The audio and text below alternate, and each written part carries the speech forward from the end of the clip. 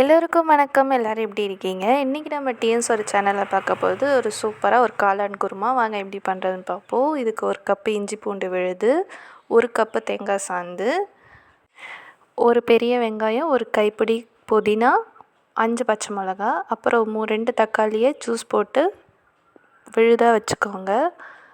நான் 200 கிராம் காளான் எடுத்திருக்கேன். அப்புறம் ஒரு கடாயில் 25 கிராம் எண்ணெய் விட்டு பட்டை, பூ, வெங்காயம், பச்சை மிளகாய் போட்டு நல்லா வதக்கிக்கோங்க. அது கோல்டன் ப்ரௌன் ஆன பிறகு இஞ்சி பூண்டு விழுதும் ஆட் பண்ணி ஒரு கைப்பிடி கருவேப்பிலை, அப்புறம் தக்காளி சாந்தையும் ஆட் பண்ணி நல்லா கொதிக்க விடுங்க. அப்புறம் 1½ கரண்டி மல்லித்தூள், 1 கரண்டி மிளகாத்தூள், 1 டீஸ்பூன் மஞ்சத்தூள், 1/2 டீஸ்பூன் பெருஞ்சீரகம், 1/2 டீஸ்பூன் மிளகுத்தூள், 1/2 டீஸ்பூன் ஜீரகத்தூள் ஆட் பண்ணி கொஞ்சமாக தண்ணி வேணும்னா விட்டு நல்லா கொதிக்க விடுங்க. இது நீங்கள் வெறும் சாதத்துக்கு கூட சாப்பிட்லாம், ரொம்ப சூப்பராக இருக்கும். இப்போ நம்ம காளான் ஆட் பண்ணி தேவையான அளவு உப்பு போட்டுக்கோங்க.